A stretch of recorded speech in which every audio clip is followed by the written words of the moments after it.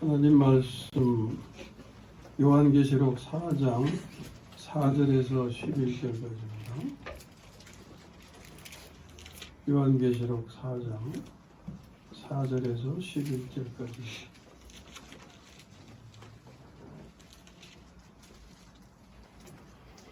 또 보좌에 둘려 24 보좌들이 있고 그 보좌들 위에 24장로들이 흰옷을 입고 머리에 금관을 쓰고 앉았더라.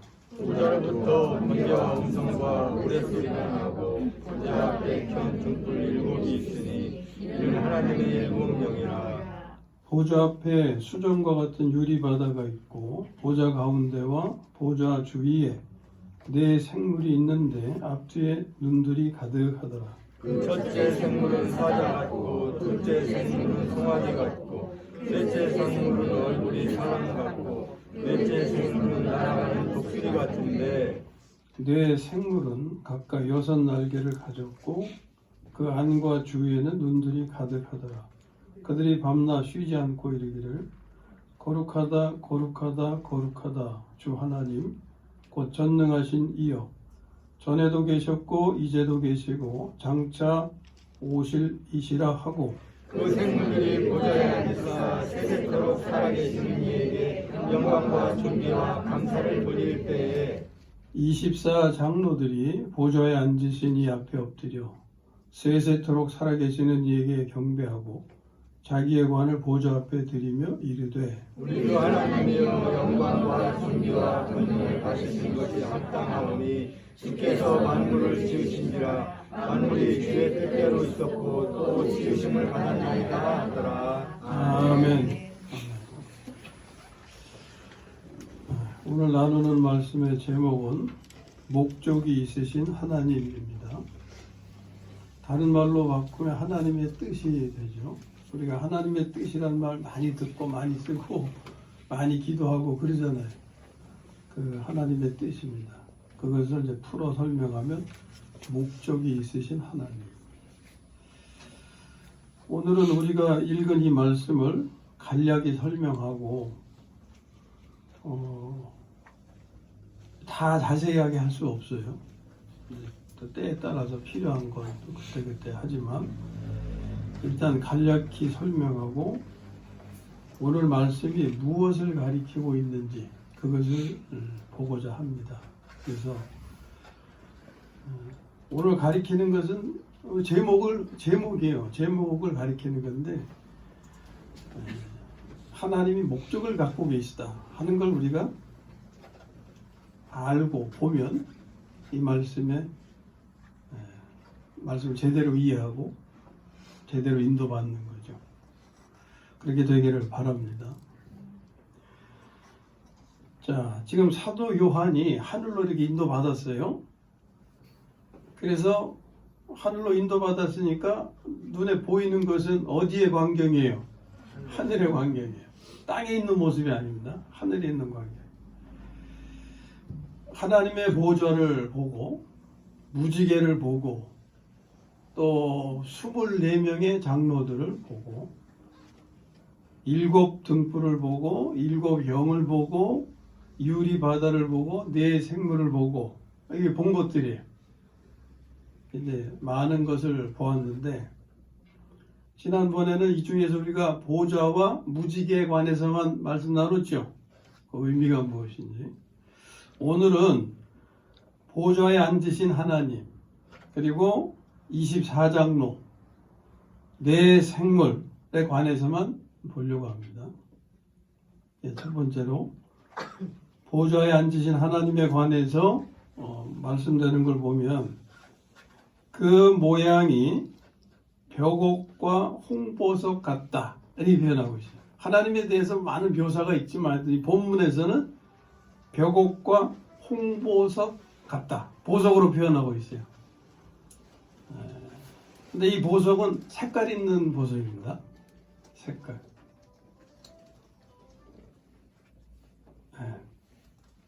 그러니까 벽옥의 색깔은 녹색이에요. 녹색이 상징하는 것은 생명입니다. 그러니까 하나님은 생명의 근원이시고 생명으로 충만하시고 생명으로 풍성하시고 또 우리에게 생명을 공급하시고 이런 것을 나타내는 거예요. 반면에 홍보석은 무슨 색깔일까요? 빨간색. 붉은색이죠. 붉으로 빨간색. 무엇을 의미할까요? 심판? 네? 피. 그러니까 무엇을 의미할까요? 심판. 구속. 구속. 그러니까 이것이 지금 하나님을 묘사하는 건데, 이것이 의미하고자 하는 것은 하나님은 생명의 하나님과 구속의 하나님이시다 하는 걸 우리에게 전하고 있는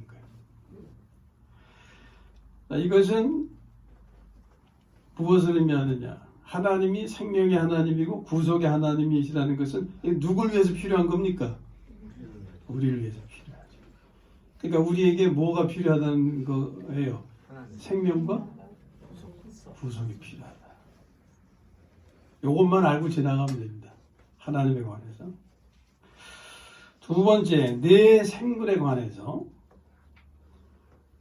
생물의 모습이 각각 다르죠? 어떤 모습이에요? 하나는 사자, 송아지, 사람, 독수리. 라고 하지 않고 같다 그랬어요. 그러니까 이제 분명하진 않지만 그런 형상, 그런 모습이다. 자, 이 생물이 의미하는 것은 하나님께서 창조하신 모든 피조물을 대표합니다. 구약에도 보면 이 내 얼굴에 그 하나님의 주변에 내 얼굴의 모습을 보셨죠? 예?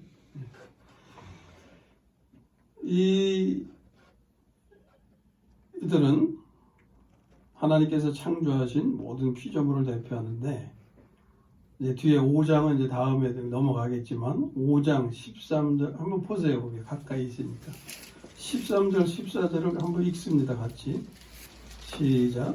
내가 또 들으니 하늘 위에 땅의 바다 위에 그 가운데 모든 피조물이 있으되 도저히 내가 우리 영에게 하늘을 창조하신 그 맛을 우리 별을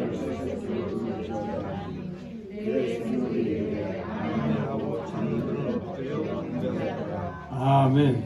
하나님을 경배하는데 여기 지금 14절에 보면 내 생물이 이르되 그랬죠. 천사도 뒤에 같이 나오지만 내 생물이 이르되 그랬고, 그 앞에 13절에 모든 피조물이 이르되 그랬어요. 그러니까 여기는 내 생물만 얘기하는 게 아니죠. 모든 피조물이.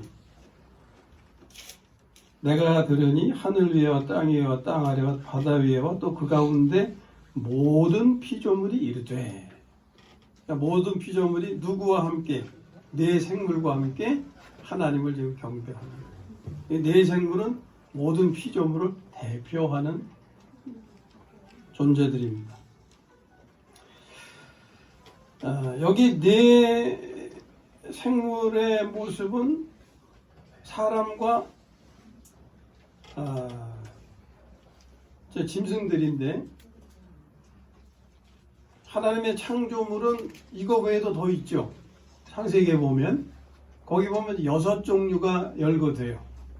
거기서 빠진 게 2가지인데 땅에 기는 것하고 뭐가 빠졌어요? 바다에 사는 거. 바다에 사는 거. 왜 빠졌을까요? 기는 것은 뭘 상징하죠? 뱀. 이 사탄을 상징. 그리고 물에 사는 것은 없어져요, 나중에. 그래서 빠져요. 없어지는 게 이제 계시록 21장 1절에 뒤에 가서 보시면, 내가 이제 요한이죠. 내가 새 하늘과 새 땅을 보니 처음 하늘과 처음 땅이 없어졌고 바다도 다시 있지 않더라. 그러니까 없어져요. 없어지는 존재니까 여기 대표가 안 되는 거예요. 이런 정도만 일단 알고 넘어가요. 세 번째 남은 게 24장로에 관해서 24장로는요 천사들을 대표합니다. 11절 읽습니다. 5장 11절 5장 11절 한번 읽어보세요. 시작. 내가 또 보던 중에 보좌와 생물들과 장로들을 둘러싼 많은 천사의 음성이 있으니 그 수가 만만하여 천천하라. 아멘. 장로들과 더불어 누가 언급돼요? 많은 천사들. 많은 천사들. 아까 네 생물이 모든 피조물과 함께 언급돼 있죠. 네 생물은 피조물의 대표.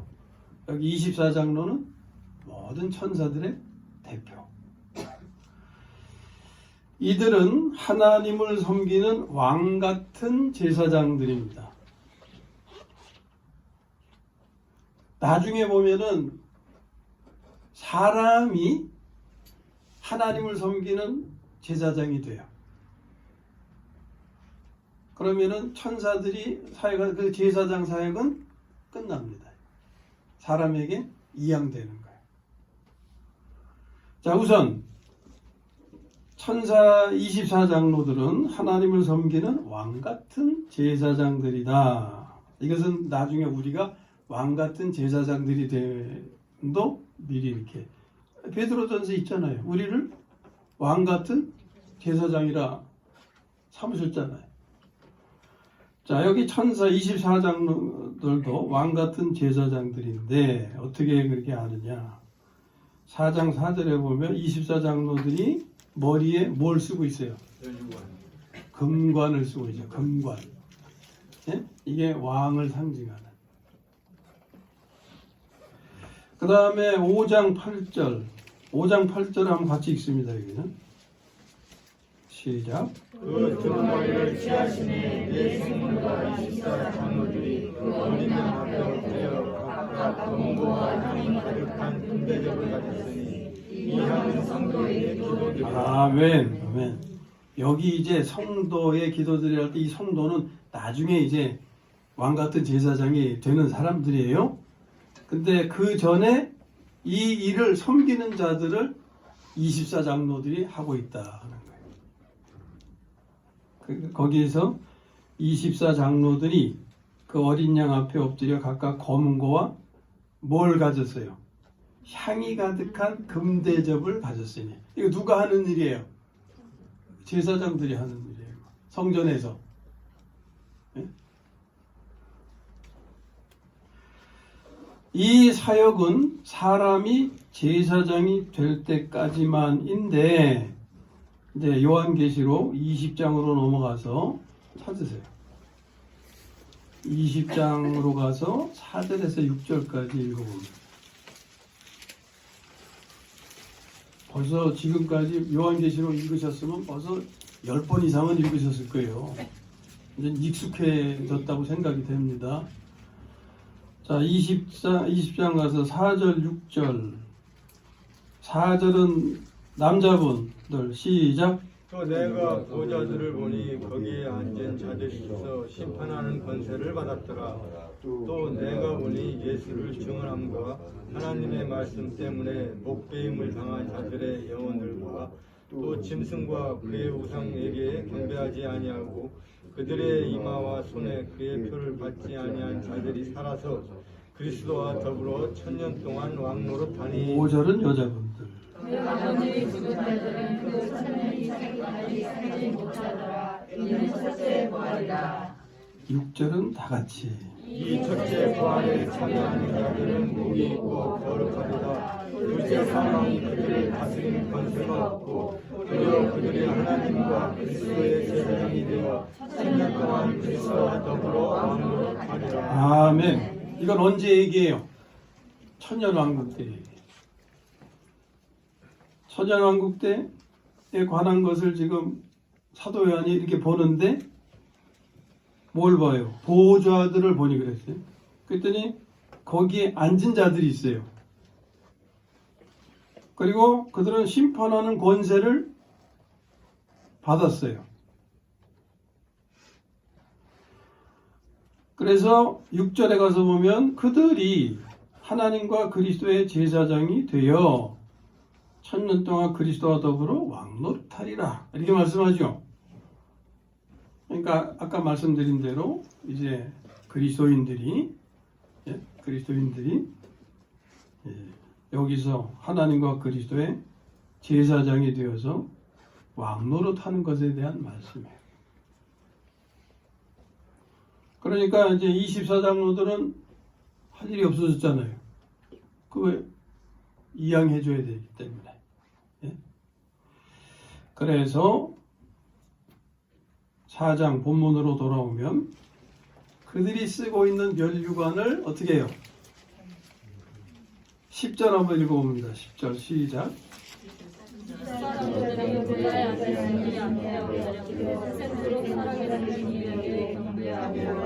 자기의 관을 보좌 앞에 드리며 이르되 아멘.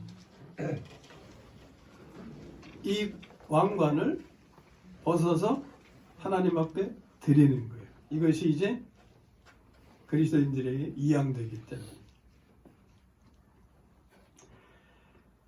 자, 이런 과정을 이렇게 이루어가는 것이 누구의 뜻인 거예요? 하나님의 뜻이에요. 하나님은 목적대로 진행해 가시는 거예요. 이렇게 한 걸음 한 걸. 자, 그 다음에 24장로들이 입은 옷은 무슨 옷이에요? 흰옷.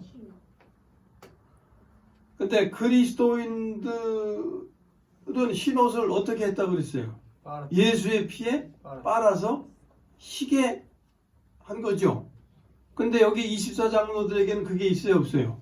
없어. 왜? 죄 지은 적이 없기 때문에. 천사들은 죄하고는 무관하거든요.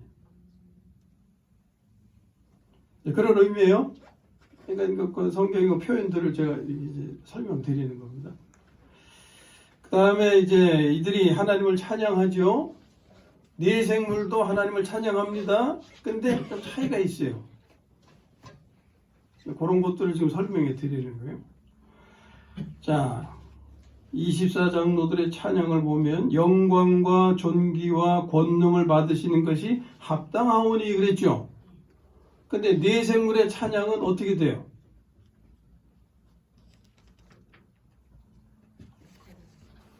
왜 제 얼굴만 쳐다봐요? 영광과 존귀와 감사를 주는 꼭 젖달라는 아기들 엄마 얼굴 쳐다보는 것 같이 이제 저 찾아서 이렇게 좀 이제 취하도록 해야죠.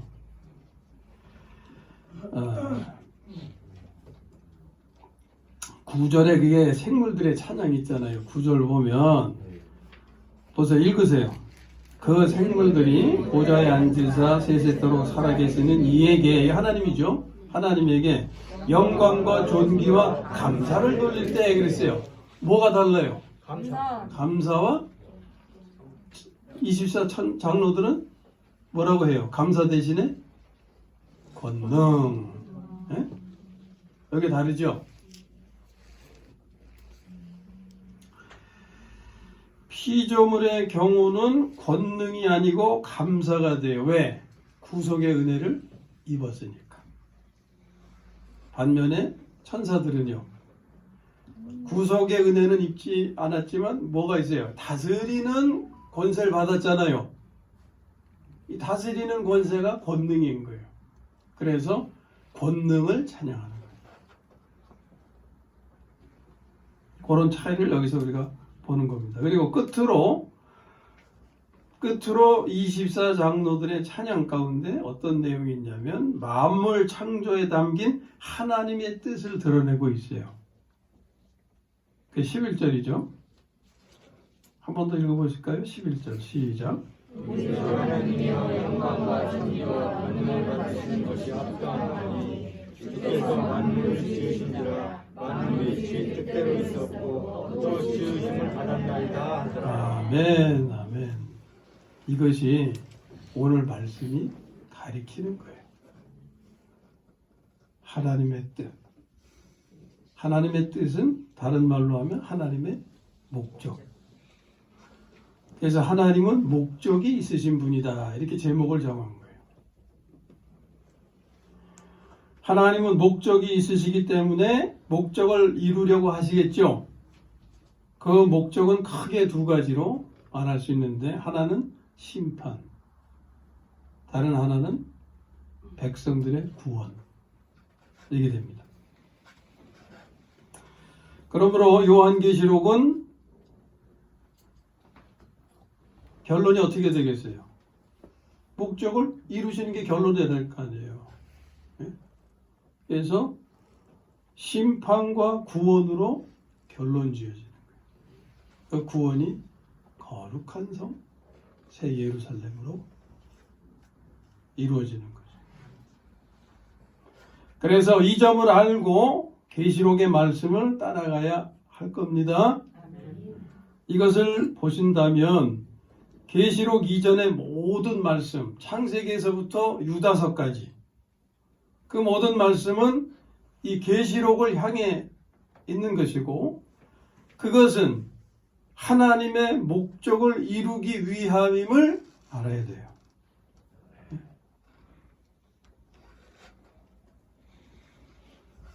그래서 요한계시록을 통해서 하나님의 뜻, 하나님의 목적이 무엇인가를 알게 되면 그 목적을 이루시기 위해서 그 이전에 창세기에서부터 쭉 말씀을 해주셨어요.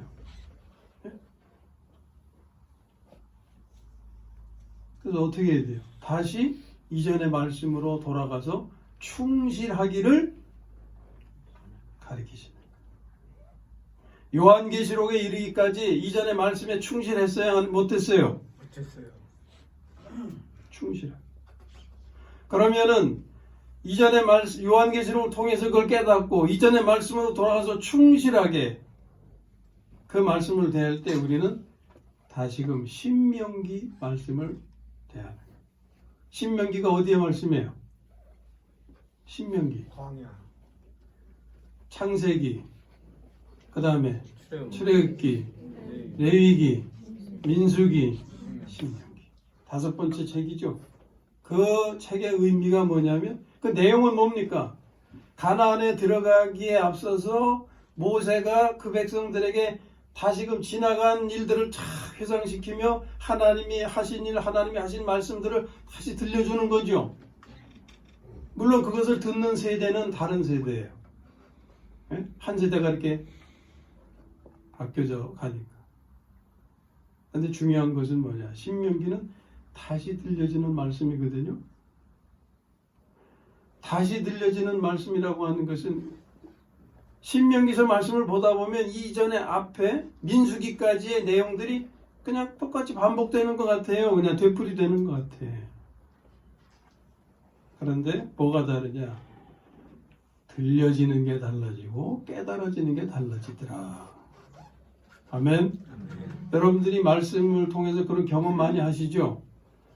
똑같이 들었던 말씀인데 새롭게 들리고 새롭게 깨달아지고, 그렇죠? 이 새롭게 깨달아진다는 건 생명이 된다는 얘기예요. 생명 양식으로 채워진다는 얘기예요. 생명 양식으로 채워지면 자기도 모르는 사이에 생명이 크게 돼 있어요. 생명이 크면은 삶이 달라져. 왜? 생명에 걸맞는 행동이 삶이기 때문에. 그런데 이 요한계시록을 통해서 깨닫기 전에는 요한계시록에 대한 어떤 환상을 가지고 대한다고요. 신비적인 거, 놀라운 거, 기적들. 이 앞에도 보면은 신비주의를 하나님이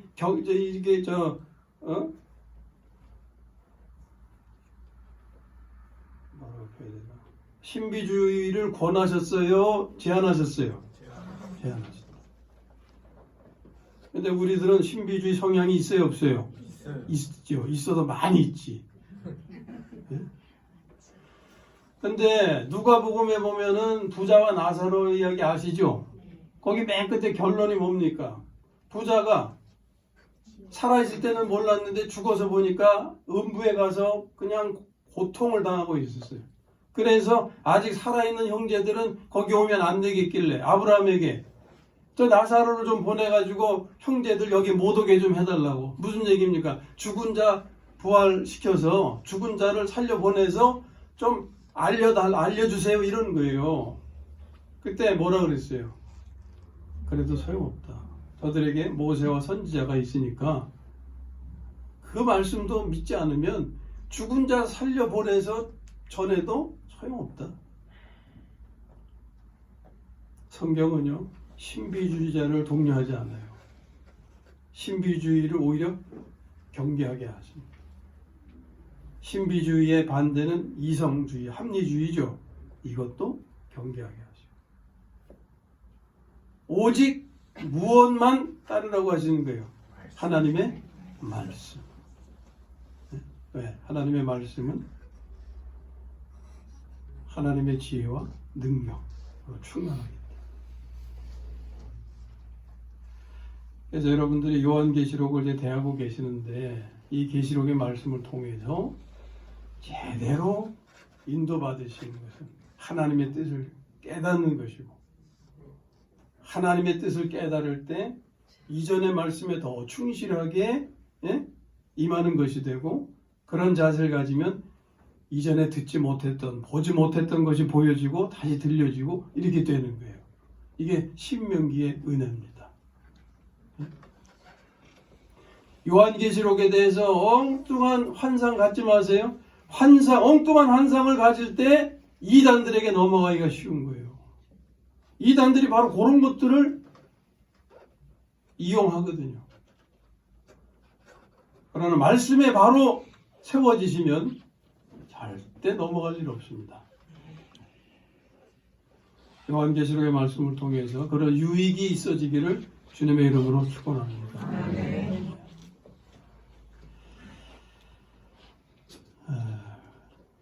자, 성경은 모든 내용이 이 목적을 계시하는데 성경의 내용을 요약하면 이렇습니다.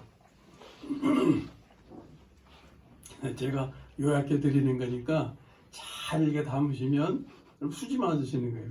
그렇잖아요. 여러분들이 직접 읽으시고 요약하시려면 얼마나 힘들어. 저는 엑기스만 딱 짜가지고서 전해드리니까 그거 받아 잡수시면 다 수지 맞는 거예요.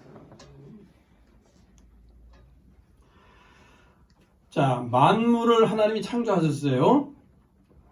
만물을 창조하신 하나님은 만물이 평화롭게 살기를 원하시죠. 만물이 막 그냥 뒤지고 볶고 싸우고 막 이러기 원하시는 게 아니잖아요. 평화롭게 살기를 원하시는데 그 중심에 사람이 있어요. 사람을 중심으로 평화롭게 살기를 원하십니다. 그런 상황을 구약에서 한 군데 소개해드리면 다 한번 읽어보셨기 때문에 그거 이렇게 이제 생각되는 거예요. 이사야서 11장 6절에서 9절 보면 그때 이리가 어린 양과 함께 살며 표범이 어린 염소와 함께 누우며 송아지와 어린 사자와 살찐 짐승이 함께 있어 어린아이에게 끌리며 암소와 곰이 함께 먹으며 그것들의 새끼가 함께 엎드리며 사자가 소처럼 풀을 먹을 것이며 젖 먹는 아이가 독사의 구멍에서 장난치며 젖된 어린아이가 독사의 굴에 손을 넣을 것이라. 내 거룩한 산 모든 곳에서 해됨도 없고 상함도 없을 것이니 이는 물이 바다를 덮은 같이 여호와를 아는 지식이 세상에 충만할 것임이니라. 아멘. 이게 현실에서는 가능해요? 불가능해요? 불가능합니다. 이렇게 되기를 원하시는데 깨져버린 거예요.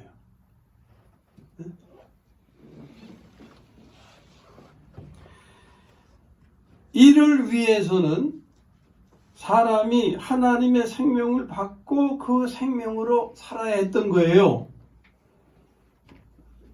그것이 에덴 동산의 생명나무로 상징이 된 겁니다. 하나님의 생명을 받고 그 생명으로 살아야 한다는 것. 그런데 이것이 사탄의 유혹과 사람의 범죄로 어그러졌죠. 사람은 악해지고 만물도 망가짐으로 평화의 희망은 깨져버렸습니다. 로마서 8장 19절에서 22절이 그런 점을